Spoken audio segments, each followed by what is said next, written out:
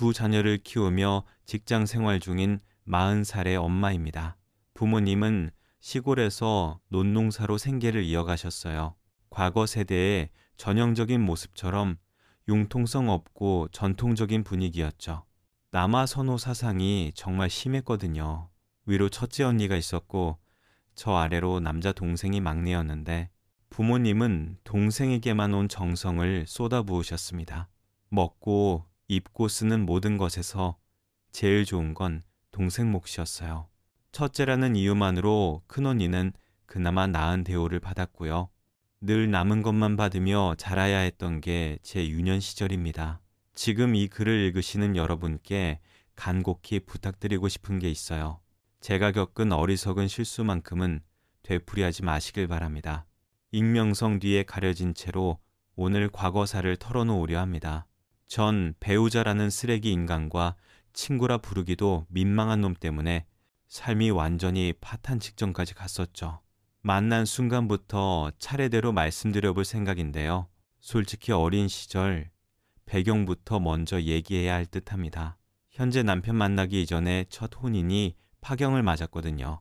수도권으로 올라와 전 배우자를 처음 접하게 된 건 역시 결국 부모님 영향이 컸어요. 그렇지만 가족들에게 완전히 등을 돌리게 만든 결정타가 따로 있었습니다. 바로 대학 문제였죠. 저는 기억력이 좋아서 공부를 잘하는 편이었어요. 고등학교 때 담임 선생님은 이대로 학업을 중단하긴 아깝다면서 저의 대학 진학을 권하셨죠. 국립대로 가거나 장학금을 받으면 학비도 그렇게 많이 안 든다면서요. 수키는 똑똑하니까 대학 가서 보면 잘할 거야. 누군가한테 그런 기대를 받는 건 처음이었어요. 가슴이 마치 풍선처럼 부풀었죠. 저는 그 길로 집에 들어와 선생님이 해주신 얘기를 부모님에게 전달했어요. 하지만 아버지의 반응은 차가웠습니다. 계집애가 무슨 대학이야. 고등학교까지 보내줬으면 됐다. 졸업하면 농사일 돕다가 시집이 나가. 심지어 아버지는 그놈의 선생님은 얌전히 수업이나 할 것이지 왜 남의 집 딸한테 헛바람을 불어넣어. 그래서 이름이 뭐야? 가서 쓸데없는 소리 못하게 한마디 해야지 하시더군요. 학교를 찾아가서 항의하겠다는 아버지를 뜯어 말리느라 얼마나 고생했는지 몰라요. 하긴 저보다 예뻐하는 언니도 딸이라는 이유로 바로 동네 새마을 금고 직원한테 시집 보내버렸는데 저를 대학에 보내주실 리 없었죠. 그 길로 저는 대학 진학을 포기했어요. 그 시절에는 가난한 집 둘째 딸로 태어난 죄로 포기가 너무 익숙했거든요. 그리고 몇 년 뒤 20살이 된 남동생은 당연하다는 듯이 대학에 갔습니다. 남동생 입학식 날 혼자 화장실에서 얼마나 울었는지 몰라요. 너무 서러웠습니다. 부모님 밑에서 이렇게 한평생 차별받으며 살다가 적당한 남자 만나 시집이 나가는 게 제 인생일 거라고 생각하면 너무 끔찍했죠. 그 길로 저는 부모님께 달랑 편지 한 장만 남기고 서울행 버스에 몸을 맡겼어요. 저를 아무도 모르는 곳에서 새 인생을 살고 싶었던 것 같아요. 다행히 부모님은 마음대로 하라며 그런 저를 놓아버리셨어요. 당장 잡으러 오지 않을까 긴장했는데 그럴 가치도 없는 자식이었나 봐요. 제 입장에선 잘된 일이었죠. 당장 모아둔 돈도 없어서 한동안 찜질방을 전전하며 지내야 했어요. 어떻게든 빨리 돈을 벌어야 했죠. 가게와 가게를 죄다 다니면서 구인 공고를 찾아냈던 것 같아요. 운 좋게 서울역 근처에 있는 한 미용실에 보조로 들어갈 수 있었습니다. 미용실 일은 생각했던 것보다 더 힘들었어요. 월급도 엄청 적고 하루 종일 온갖 약품을 만지느라 손도 다 상했죠. 무엇보다 견디기 힘들었던 건 진상 손님들이었습니다. 미용실도 서비스업이다 보니 영업을 잘해야 하는데 전 그런데 도통 재주가 없었거든요. 어쩌다 손님들이 머리가 마음에 안 든다고 욕이라도 하는 날엔 하루 내내 눈물을 참지 못했어요. 원장 선생님은 이렇게 마음이 약해서 어디다 써먹냐며 혀를 끌끌 차곤 했죠. 그래도 같이 일하는 사람들이 다 좋은 분들이라 버틸 수 있었던 것 같아요. 특히 부원장님이 정말 좋은 분이라서 돈 없는 막내 스태프들을 위해 따로 본인 오피스텔을 내어주셨어요. 건물 안방이 여러 개였는데 그 중에 10평짜리 원룸 하나를 저보다 몇 개월 먼저 들어온 친구와 같이 썼죠. 둘이 쓰기엔 좀 좁았지만 그래도 공짜로 잘 곳이 있다는 것만으로도 감지덕지였습니다. 집세가 절약되니 쥐꼬리만큼 적은 월급도 조금씩 통장에 모이기 시작했어요. 일이 손에 익으면서 나날이 미용 실력도 향상됐죠. 조금씩 저를 지명하는 단골 손님들도 생기기 시작했어요. 이 언니가 파마해주는 게 거의 제일 잘 살리더라. 마음에 들어? 맞아. 커트도 좀 그렇게 쓱싹하고 잘하는 것 같아. 칼같이 내가 원하는 대로 잘라준다니까. 군뱅이도 구르는 재주가 있다더니 전 헤어 디자이너 일이 꽤나 잘 맞았어요. 선배 미용 선생님들과 손님들이 칭찬해 줄 때마다 얼마나 뿌듯했는지 몰라요.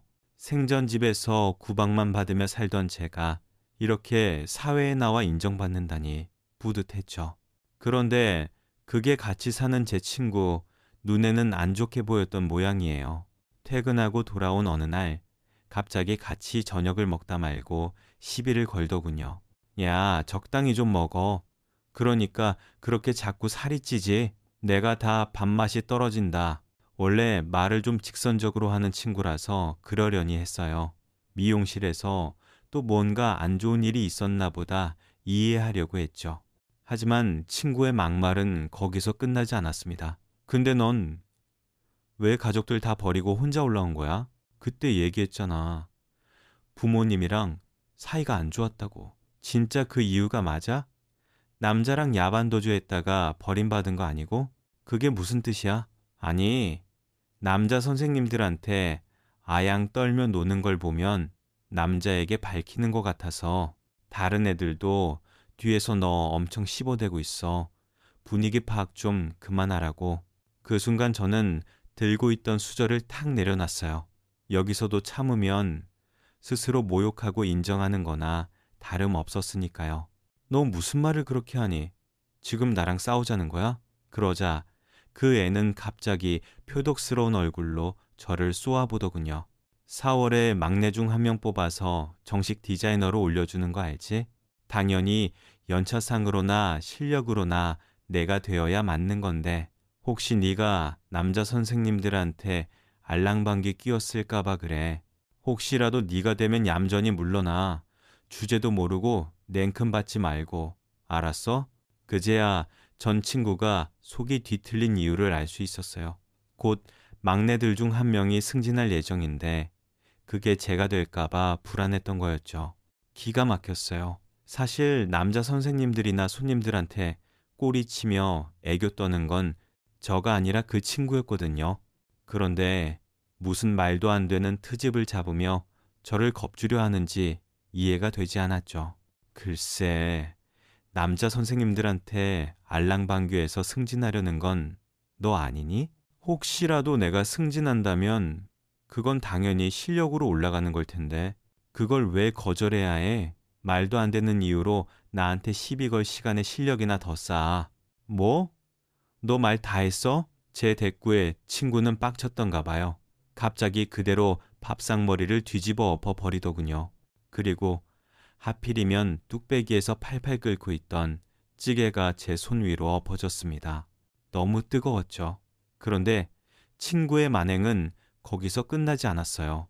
저를 보고 잠깐 놀라는가 싶더니 이내 손에 들고 있던 젓가락을 휘둘렀습니다. 바로 피해야 하는데 너무 놀라서 몸이 굳어버렸어요. 순식간에 손목 위로 젓가락이 파고들었죠. 저는 너무 아파서 비명조차 지르지 못했어요. 그 사이 정신을 차린 친구가 지금 내가 무슨 짓을 한 거야? 하면서 화들짝 놀라더군요. 정혜야, 구급차. 구급차 좀 불러줘. 어느새 울면서 친구에게 애원했던 것 같아요.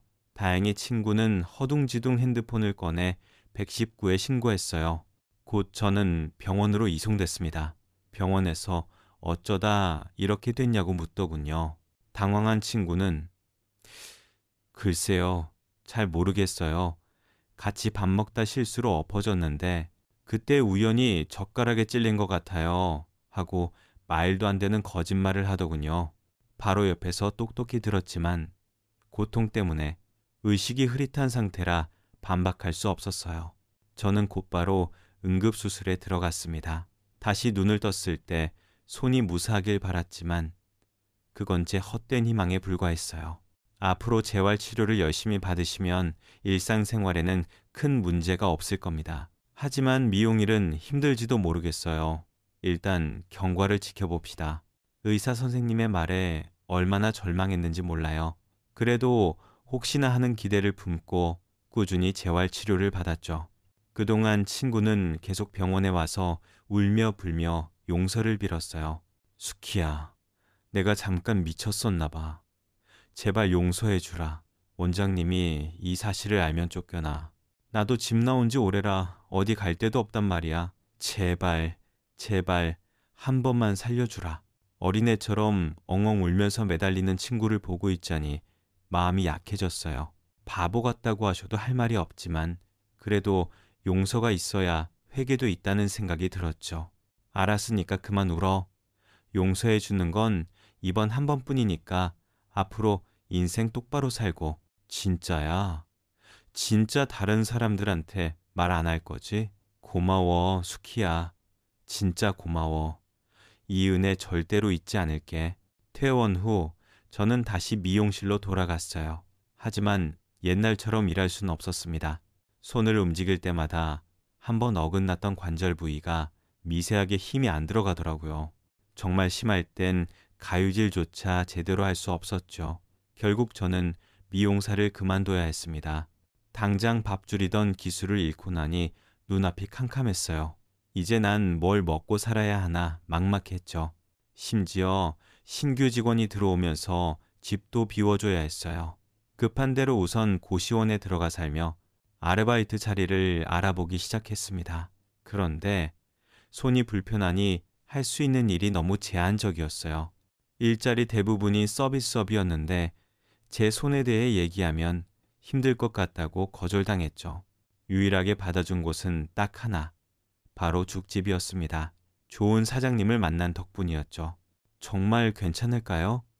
제가 비 오거나 이런 날엔 손이 잘 안 움직일 때도 있어서 그럴 땐 내가 대신하니까 너무 걱정하지 말아요.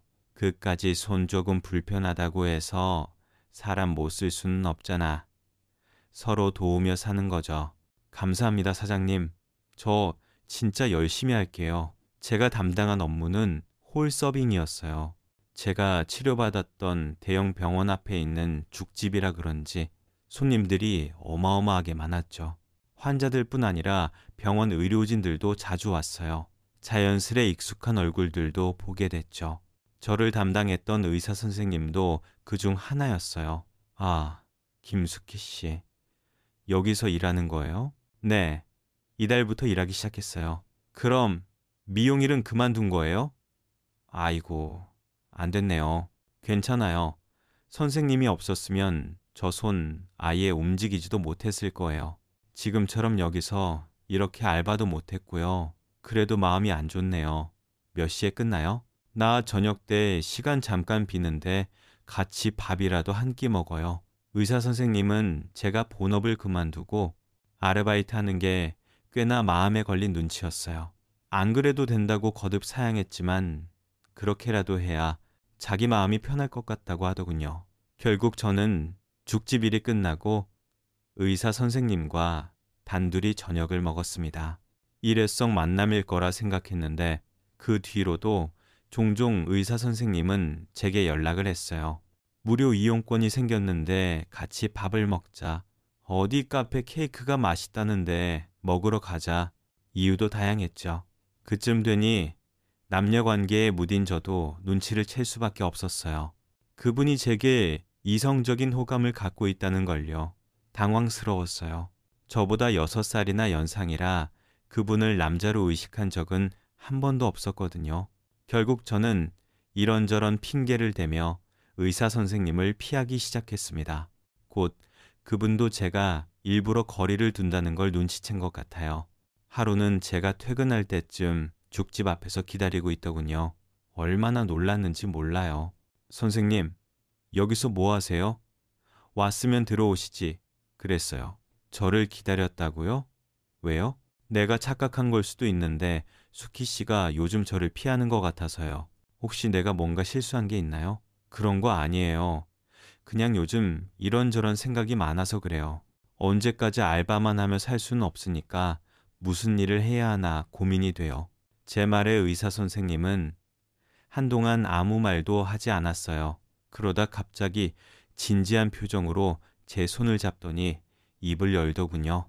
수키 씨의 그런 고민을 옆에서 함께 나누고 싶은데 안 될까요? 이런 말 어떻게 드릴지 모르겠는데 사실 저 병원에서 수키 씨를 환자로 처음 만났을 때부터 좋아했어요. 차마 용기가 나지 않아서 다가가지 못했는데 죽집에서 다시 만났을 때 운명이라고 생각했죠. 우리 한번 진지하게 만나볼래요? 생전 처음 받는 고백에 뭐라고 대답해야 할진 모르겠더라고요. 제가 머뭇거리자 의사 선생님은 딱 3번만 데이트하자고 하더군요. 3번. 그 이상은 안 바라요. 3번 데이트했는데도 수키 씨가 저 마음에 안 든다고 하면 그땐 깔끔하게 물러날게요. 그렇게까지 말하는데 거절할 수가 없었어요. 결국 저는 그 제안을 받아들였습니다. 그 뒤 저희는 서로 스케줄을 조율해 시간이 날 때마다 만났어요. 처음 만났을 땐 영화를 봤고 그 다음엔 놀이공원을 갔고 마지막엔 동물원에 갔죠. 하나같이 애들이나 갈 법한 곳이었지만 제가 어릴 때 집이 가난해서 그런 데를 많이 못 가봤거든요. 그걸 아는 의사 선생님이 저를 배려해 준 거였죠. 게다가 만날 때마다 어찌나 지극정성인지 벤치에 앉을 땐 손수건을 깔아주고 음료수 캔도 직접 따주고 마치 공주님처럼 저를 대해줬어요. 저도 여자이니 자연스럽게 마음이 열릴 수밖에 없었죠. 결국 3번째 데이트 날 의사 선생님이 한 번 더 고백을 했을 때 저는 고개를 끄덕였습니다. 마침내 연인 사이가 된 거였죠. 남자친구는 일이 바쁜 와중에도 저를 자주 보러 와줬어요. 연상이라 연애 경험도 풍부했던 만큼 능숙하게 저를 이끌어줬죠. 몰랐는데 사랑받는다는 게 참 좋은 거더라고요. 어릴 때부터 남동생과 언니에게 밀려 부모님의 애정을 받아본 적 없던 저는 남자친구를 만난 뒤로 웃는 날이 많아졌습니다. 하지만 연애는 연애였고 여전히 현실은 암울했어요.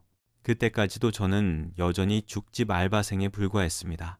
빨리 취업해야 될 것 같은데 도무지 뭘 해야 할지 알 수 없었죠. 그런데 그렇게 고민만 하고 있던 어느 날 남자친구가 뜻밖의 말을 하더군요. 굳이 취직을 해야 하나? 어차피 결혼하면 그만둬야 할 텐데. 뭐? 결혼? 생각지도 못한 말에 저는 깜짝 놀랐어요. 그런 제 반응에 남자친구는 어이없어 하더군요. 그럼 나랑 연애만 할 거야? 나도 나이가 있어서 슬슬 집에서 결혼하라는 압박이 장난이 아니야. 만약 누군가랑 꼭 결혼을 해야 한다면 난 당연히 너랑 하고 싶은데 수키, 넌 아니야? 나도 자기 사랑하니까 결혼하고 싶지. 근데 자기 부모님이 허락할까? 수키야, 사실 너한테 말 못한 게 있는데 더 늦기 전에 얘기할게. 사실 나 이혼한 적이 있어. 남자친구의 갑작스러운 고백에 저는 입을 딱 벌렸어요. 뭐? 10년 전에 맞선으로 만난 여자랑 결혼했어. 상대 집안이 잘 살아서 부모님이 밀어붙이셨거든. 1년도 못 살고 이혼했으니까 결혼이라고 할 수도 없다고. 남자친구는 허둥지둥 말을 덧붙이면서 변명했어요. 그러더니 마지막엔 어쨌든 그래서 우리 부모님이 널 반대하진 않을 거야. 오히려 누구라도 빨리 만나라고 여자이기만 하면 다 환영하겠다고 하셨거든. 하고 얘기하더군요. 그 말에 울어야 할지 웃어야 할지 모르겠더라고요. 난 지금 너무 혼란스러워. 결혼을 생각해 본 적도 없고 자기가 이혼남인 것도 몰랐고 생각할 시간이 좀 필요한 것 같아.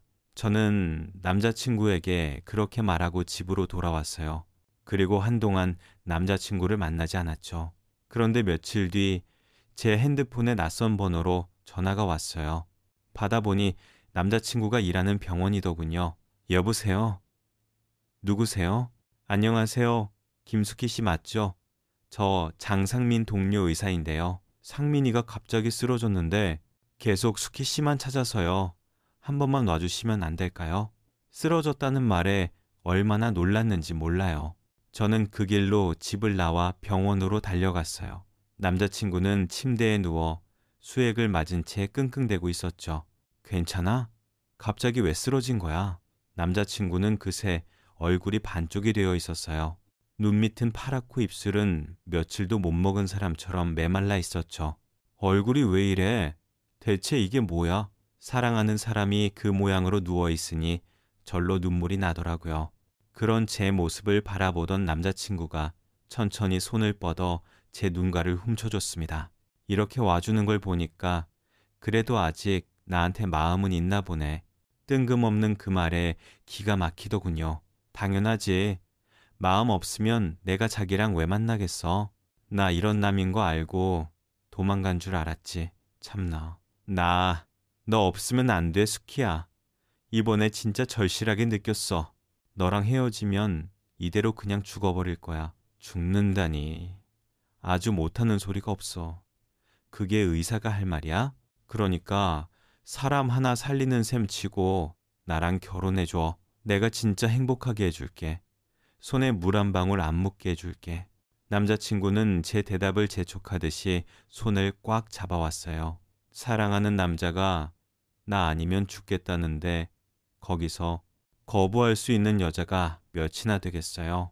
결국 저는 고개를 끄덕이고 말았습니다. 그래, 알겠어. 결혼해 줄게. 진짜 너 분명히 나랑 결혼하기로 했다. 모르쇠 없어. 아픈 사람이 어디서 그런 힘이 났는지 남자친구는 갑자기 침대에서 벌떡 일어났어요. 그리고 만세를 부르며 기뻐했죠. 지금 수키가 나랑 결혼하기로 했대. 만세, 만세, 만세. 아이고, 다른 사람들이 들으면 어떡해. 조용히 좀 해. 들으라고 하는 거야. 자랑하고 싶어서. 남자친구의 그 아이 같은 모습에 한참을 웃었더랬죠. 남자친구의 말대로 시부모님은 저를 두 팔 벌려 환영해 주셨어요. 듣기론 시어머니는 이 녀석이 당신 같은 좋은 사람 만날 줄 알았는데 정말 다행이야. 나한테까지 고마워요. 고마워. 하며 눈물까지 흘리셨죠. 좀 민망하더라고요. 남자친구가 이혼남이란 것만 빼면 사실 제 스펙이 훨씬 별 볼 일 없었으니까요. 실제로 제 주위에서도 전부 정말 잘 됐다고 축하해 줬어요. 특히 제가 일하던 미용실 식구들이 진심으로 자기 일처럼 기뻐해 줬죠. 부원장님은 수키가 사고를 그렇게 당하고 떠나게 돼서 마음에 내내 걸렸는데 이제 편히 자겠다 하면서 눈물까지 흘리셨습니다. 어느새 정식 미용사가 된 친구 정혜도 저를 많이 부러워하더군요. 좋겠다. 난 손발이 다 닳도록 죽어라. 이래도 박봉인데 넌 의사 사모님이라니. 남편이 벌어다 주는 돈으로 평생 놀고 먹고 살면 되겠네. 저보다 집에서 일하는 거지 뭐. 난 미용사인 네가 더 부러운데. 그래? 그럼 나랑 바꿀래? 네 남편 나한테 넘겨주면 나도 숙히 걸을 수 있을 것 같은데 재수없게 말하는 게 기분이 좀 그렇더라고요. 그래도 이 정도면 저럴까 싶어 그냥 웃어넘겼습니다. 결혼 준비로 워낙 정신이 없기도 했으니까요. 그해 가을 저는 남자친구와 정식으로 식을 올리고 부부가 됐어요. 그땐 미처 몰랐죠. 그 결혼이 제 인생을 망가뜨릴 줄은.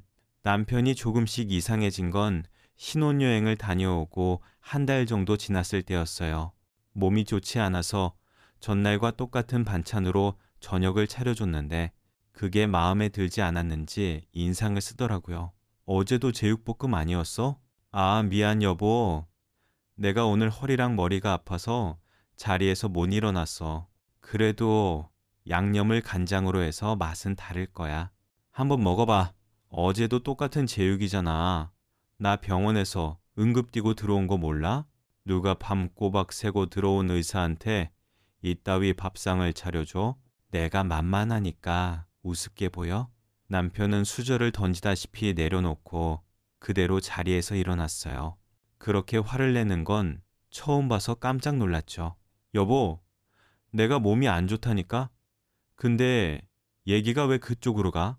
네가 무슨 내 마음도 모르게 집에서 내가 벌어다 준 돈으로 놀고 먹으면서 몸이 뭐가 안 좋아? 어디 보자. 너 나 의사인 거 알지? 거짓말이면 가만 안 둘 줄 알아. 남편은 그대로 우악스럽게 제게 달려들었어요. 그리고 진찰한다는 핑계로 몸 이곳저곳을 막 만지고 했죠. 견디지 못한 저는 남편을 밀어냈습니다. 당신 미쳤어? 하늘 같은 남편한테? 남편의 눈이 돌변한다 느낀 순간 뺨에 불같은 통증이 느껴졌어요. 맞아요. 남편이 저를 때린 거였죠. 폭력이라곤 어린 시절 부모님한테 회초리로 맞은 게 전부였던 저는 큰 충격을 받았습니다. 너무 놀라면 눈물도 나오지 않더군요. 당신 지금 날 때린 거야? 뺨을 감싼 채 멍하니 그렇게 묻자 뒤늦게 남편도 아차 싶었나 봐요. 정신이 들었는지 갑자기 허겁지겁 사과하더군요. 미안해 여보. 내가 지금 밤새고 들어와서 제정신이 아니야. 그냥 밀쳐낸다는 게 그만. 당신 괜찮아? 어디 봐봐. 남편은 바로 냉동실로 달려가 얼음팩을 꺼냈어요. 그리고 제 뺨에 대주면서 어쩔 줄을 몰라 했죠. 방금 저를 때린 사람과 동일 인물이 맞나 싶을 정도였습니다. 미안해. 뭐 진짜로 때리려고 한 건 아닌데 손이 잘못 나간 거야. 용서해줘. 남편의 말을 믿고 싶었어요. 남편이 실수했겠지. 다시는 안 그런다고 했으니 괜찮겠지. 그렇게 스스로를 다독였어요. 하지만 가슴 한구석으로는 깨닫고 있었던 것 같아요. 이게 남편의 본 모습이라는 걸요. 다시는 때리지 않겠다는 남편의 말은 지켜지지 않았습니다. 그 뒤로 남편은 걸핏하면 제게 손을 올렸어요. 국이 식어서 화장실에 휴지가 떨어져서 베란다 청소가 잘 안 되어 있어서 남편이 화를 내며 주먹을 휘두르는 이유도 참 다양했어요. 매일 남편이 집에 들어올 때가 되면 공포로 온몸이 벌벌 떨릴 정도였습니다. 하지만 어디 가서 하소연할 데도 없었어요. 친정 부모님은 그렇게 끈끈한 사이도 아니라 그래도 괜한 일로 걱정 끼쳐드리고 싶지 않았어요. 언니나 남동생도 마찬가지였죠. 그리고 친구나 이웃들에겐 남 부끄러워서 차마 말할 수가 없더라고요. 저는 피해자일 뿐 부끄러울 게 없는데 이상하게 남편한테 맞는다는 말을 하기가 힘들더군요. 홀로 속만 끓이던 저는 남편의 폭행이 극에 달한 어느 날 용기를 내서 시부모님에게 이 사실을 말씀드렸습니다. 그런데 두 분의 반응은 충격적이었어요. 남편의 폭력 성향을 이미 알고 계시더군요. 시어머니는 저 애가 원래 손 못 견디고 첫 번째 마누라한테도 그러더니 너한테는 또 그러는구나. 내가 면목이 없다 하면서도 알고 계셨으면서 어떻게 저한테 한마디도 언지를 안 해주셨냐고 했더니 미안하다. 다시는 안 그런다고 했어. 너는 다르다고. 진짜 사랑하니까 절대 안 때릴 거라고 부탁한다. 그 애를 사랑으로 감싸주렴. 불쌍한 애야. 우리가 어릴 때부터 꼭 의사가 돼야 한다고. 너무 압박을 해서 그렇게 삐뚤어진 게 있지. 아무것도 모르고 결혼해서 남한테 맞고 사는 저는 불쌍하지 않고요. 사랑으로 감싸주라니. 어떻게 그런 말씀을 하세요? 저는 그 길로 시댁을 박차고 나왔어요. 그리고 이혼을 결심했습니다. 죽기는 죽었지. 이렇게 평생 남편에게 맞고 살 수는 없었으니까요. 그나마 애가 없는 게 다행이다 싶었습니다. 그 뒤로 저는 남편에게 맞을 때마다 사진을 찍고 병원 진단서를 떼었어요. 그렇게 증거를 만들어야 나중에 이혼할 때 유리하다고 들었거든요. 그러는 동안에도 남편은 여전히 저를 틈날 때마다 때렸고요. 다음 날이면 잘못했다면서 싹싹 빌었습니다. 마치 블랙 코미디 같았죠. 게다가 그 즈음 남편은 술 마시는 횟수가 눈에 띄게 늘어났어요. 밥을 먹을 때도 소주 반 잔을 꼭 곁들였죠. 술 좀 줄이는 게 어떻겠냐고 한마디 했다가 맞은 뒤로 저는 더는 아무 말도 하지 않았습니다. 그저 혼자 속으로 이혼에 대한 의지만 불태웠죠. 그렇게 조금씩 변호사도 알아보고 소송 공부도 하던 어느 날이었어요. 오랜만에 미용실 부원장님에게서 연락이 왔습니다. 수키야, 너 남편하고 별일 없지? 부원장님은 대뜸 저와 남편의 사이가 어떤지를 물었어요. 혹시 제가 맞는다는 게 어디 소문이라도 났는가 싶어 가슴이 덜컥했죠. 하지만 부원장님이 꺼낸 얘기는 뜻밖의 것이었습니다. 정의 말이다. 요즘 일도 잘 안 하고 계속 밖으로 싸돌아다녀서 걱정이었는데 미용실 애들 말로는 네 남편이랑 같이 손잡고 다니는 걸 누가 봤다고 해서 기가 막혔어요. 저를 때리는 것도 모자라 제 친구와 바람을 피다니. 친구에 대한 배신감도 이루 말할 수 없었습니다. 제 손을 망가뜨린 걸 용서해줬더니 이젠 제 남편까지 빼앗다니요. 부원장님과 전화를 끊자마자 저는 바로 친구에게 연락했어요. 대뜸 만나자고 하니 본인도 눈치를 챘는지 순순히 알겠다고 하더군요. 전 이번에도 친구가 울며 불며 미안하다고 사과할 줄 알았어요. 하지만 친구는 제 생각보다 더 파렴치했습니다. 카페에서 만난 친구는 당당했어요. 마치 자기가 본부인이고 제가 바람핀 상간녀가 된 기분이었죠. 오빠가 먼저 나한테 홀딱 반해서 쫓아다닌 거야. 나 몇 번이나 거절했어. 근데도 나 아니면 안 된다는데 어떡하니?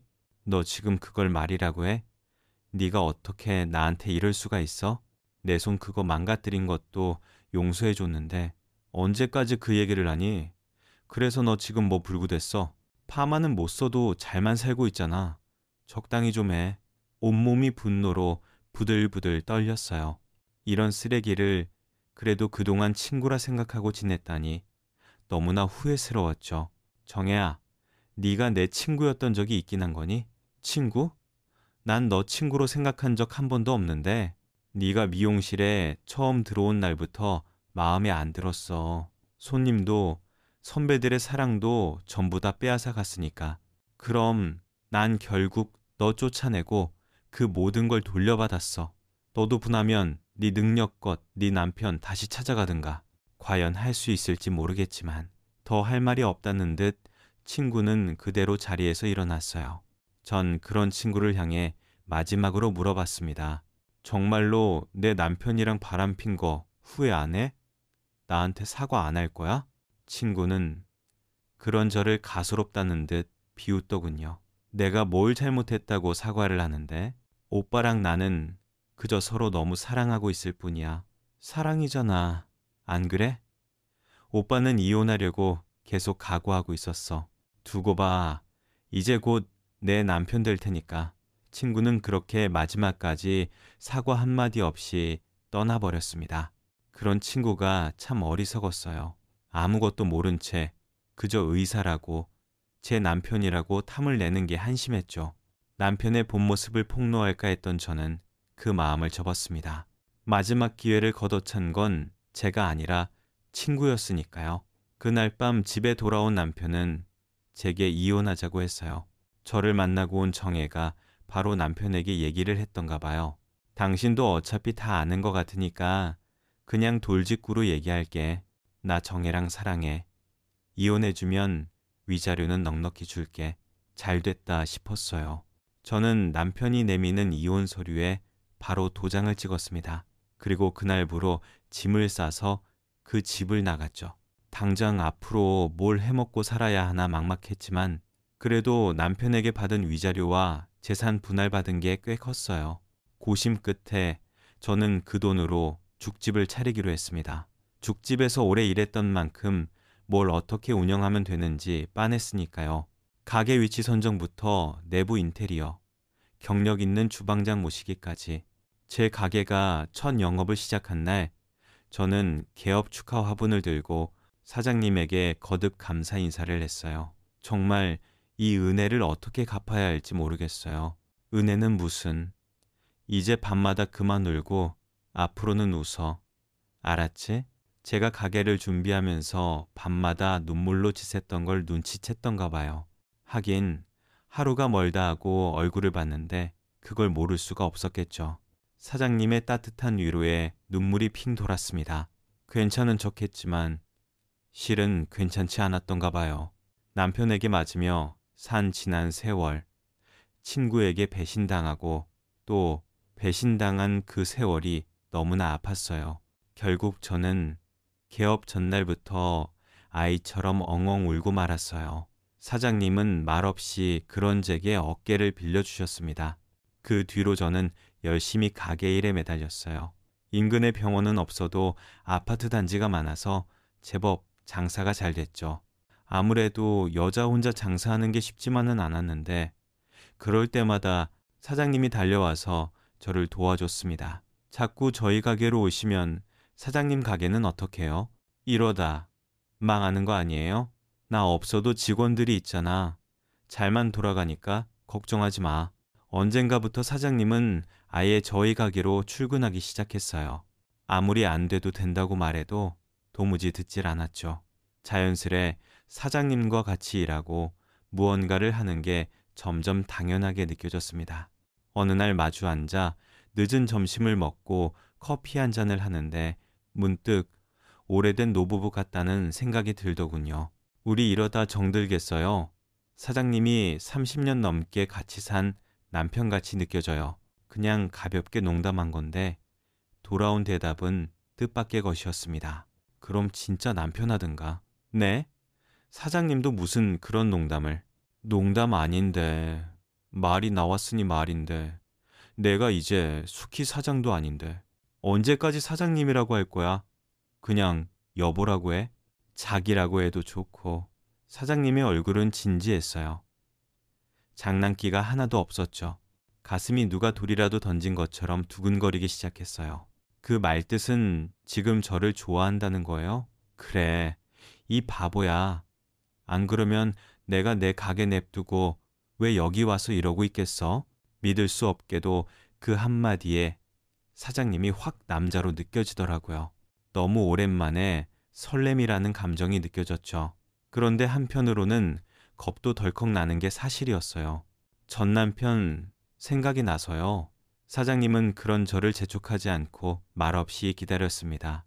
결국 그로부터 1년쯤 지났을 때 저는 사장님의 마음을 받아들였어요. 그리고 바로 혼인신고만 한 채 같이 살기 시작했죠. 결혼 전에는 몰랐는데 알고 보니 사장님은 꽤 부자였어요. 운영하고 있던 죽집도 건물 전체가 통째로 본인 거더라고요. 게다가 아버지는 판사에 어머니는 변호사인 법조인 집안 아들이었죠. 왜 말 안 했냐고 하니까 글쎄 내가 잘난 게 아니라 부모님이 잘난 건데 뭘 자랑해? 창피하게 라고 하는 게 아니겠어요. 드라마 속 재벌 주인공이나 할 법한 말을 제 남편이 하니까 기분이 참 이상하더라고요. 어쨌든 남편은 제게 참 다정했어요. 알바생 때부터 오래 봐왔던 대로 세상을 보는 시선 자체가 참 올곧은 사람이었죠.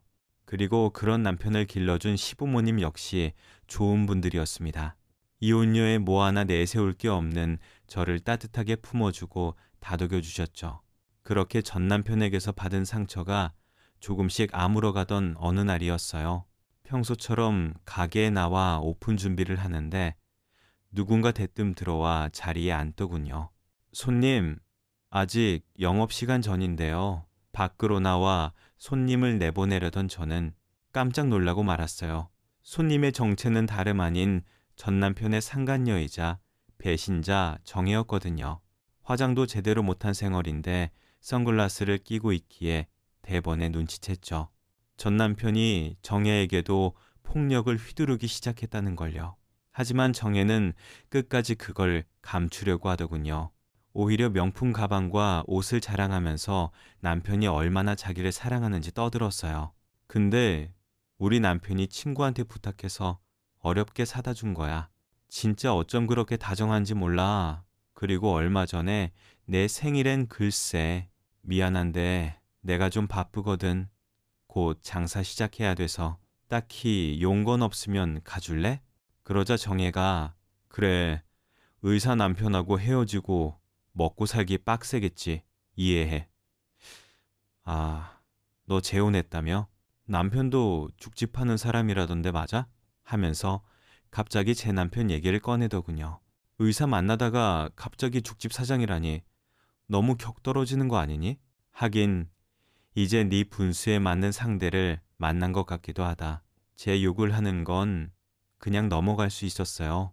하지만 남편 욕을 하니 참을 수가 없더군요. 저는 그대로 정혜 앞에 놓인 찻잔을 집어 던져버리고 싶었어요. 그런데 그때 문을 열고 누군가 들어왔습니다. 남편이었어요. 당신 벌써 오픈 준비 다 한 거야? 미안해.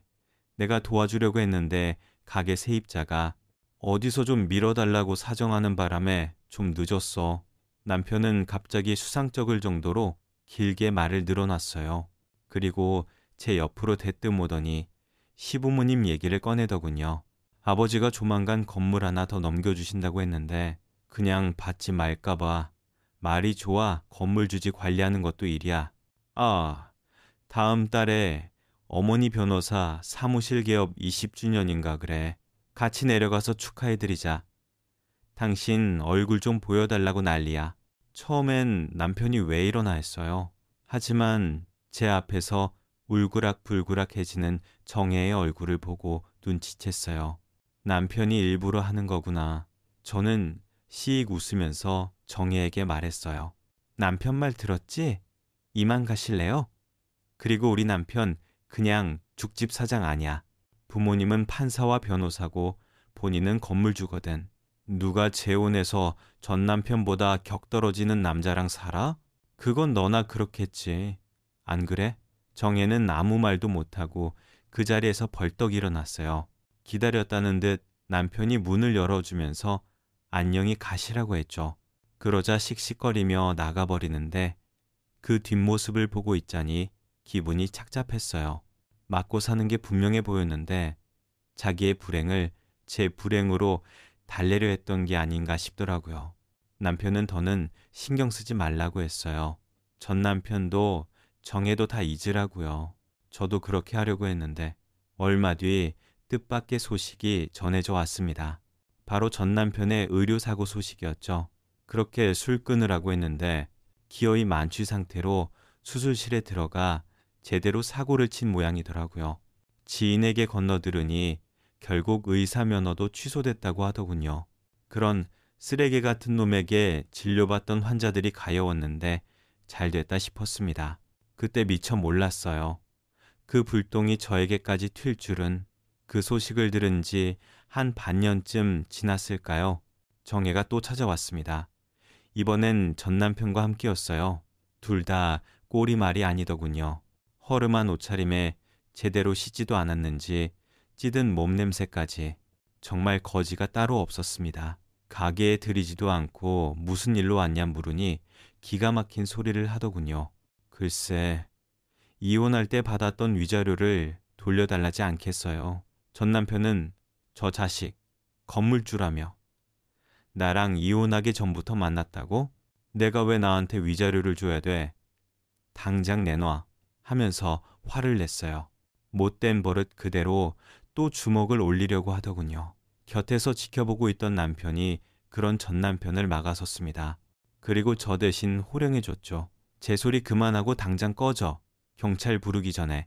전 남편은 남편의 위협적인 행동에 바로 꼬리를 내렸어요. 그러자 이번엔 정혜가 앞으로 나섰습니다. 다 알고 있었지? 이 인간이 쓰레기인 거. 너도 알고 있었잖아. 몰랐을 리 없잖아. 근데 왜 나한테 사실대로 얘기 안 했어? 정혜는 자기가 맞고 산다는 걸 감추지 않더군요. 오히려 떳떳한 심정으로 저한테 따지는 것이 기가 막혔어요. 내가 왜 너한테 그런 얘기를 해줘야 하는데? 뭐? 난 분명히 그날 너한테 기회를 줬어. 잘못을 인정하고 사과하라고. 근데 그걸 다 무시하고 뻔뻔하게 나왔던 건 너야. 그래서 일부러 말 안 했다는 거야. 나도 똑같이 당하라고. 글쎄, 그 인간이 너한테 사랑한다고 너밖에 없다고 울고불고 매달리고 그랬다며? 그러니까 너한테는 안 그럴 줄 알았지? 거짓말하지 마. 너 복수한 거잖아. 내가 네 손 망가뜨렸다고 이 남편 빼앗아 갔다고 복수한 거잖아? 내가 왜? 난 오히려 네가 대신 쓰레기 치워줘서 고마웠는데 덕분에 위자료 두둑하게 받고 이혼해서 건물주 남편 만날 수 있었거든. 정혜는 분노로 부들부들 떨었어요. 더는 상대하고 싶지 않아 칼을 빼들었습니다. 우리 시부모님이 법조인 사람들인 거 알지? 경찰 불러서 신고하고 소송 걸기 전에 당장 둘 다 내 앞에서 꺼져. 그러자 전 남편은 대뜸 제 앞에 무릎을 꿇더군요. 그리고는 싹싹 빌며 돈을 좀 빌려달라고 했습니다. 집도 팔고 차도 팔고 쪽방촌에서 살고 있어. 어떻게든 살아보겠다고 친구랑 같이 사업했는데 그것도 망해버리고 빚만 쌓여. 제발 예정을 생각해서 나 좀 살려줘. 참 이상했어요. 같이 살 때만 해도 그렇게 무섭고 거대해 보이던 전 남편이에요. 너무나 초라해 보이더군요. 당신 참 양심도 없다. 당신한테 맞고 살았던 나한테 예정이라는 게 나올 수 있겠어? 복수할 새도 없이 이렇게 알아서 망해줘서 고맙다고 해야 하나. 더는 얼굴 볼 일 없었으면 좋겠다. 다시 내 앞에 나타나지 마. 당신도 당신 마누라도. 전 그대로 가게 안으로 들어가 버렸어요. 남편이 저를 대신해 그 두 사람을 쫓아냈죠. 그 뒤로 건너 듣자 하니 짐승만도 못한 두 남녀는 결국 이혼했다고 하더군요. 정혜는 다시 미용사를 시작했다고 해요. 이 순간만큼 행복했던 적이 없다고 말할 수 있습니다. 남편은 진짜 마음으로 저를 아껴주는 사람이에요. 혼인 후 바로 임신하게 되어 예쁜 딸과 아들을 연이어 출산했죠. 신혼의 달달함을 충분히 경험하기도 전에 아이가 생겨서 조금 섭섭한 마음도 없지 않았지만요. 그럼에도 네 명이 함께 떠들썩하게 지내는 나날이 참 소중하고 고마워요. 전 배우자와의 힘겨웠던 과거가 완전히 아물어가는 기분이랄까요. 남편은 평소 농담으로 애들 빨리 독립시켜서 둘이서만 보내고 싶다 말하는데요. 그럴 때마다 아이들은 싫다며 조용히 하라 혼내지만 그 장면조차 애정 표현처럼 느껴져 가슴이 따뜻해집니다. 전 배우자와 그 작자가 어찌 사는지는 모르겠지만 궁금하지도 않아요. 벌써 제 인생에서 완벽하게 잘려나간 존재들이니까요. 혹시 지금 힘든 시기를 버티고 계신 분이 계시다면 포기하지 말고 견뎌내시길 응원해요. 저처럼 여러분의 삶에도 반드시 따뜻한 봄날이 올 거예요. 지금의 남편 만나기 전에는 이런 일상을 누리게 되리라 상상조차 못했거든요. 그냥 출구 없는 어둠 속에 갇혀버린 듯한 느낌이었죠. 하지만 누가 알았겠어요. 그렇게 길고 깜깜했던 터널에도 끝이 있다는 걸 말이에요. 긴 얘기 마지막까지 읽어주셔서 진심으로 감사합니다. 모두들 행복하세요.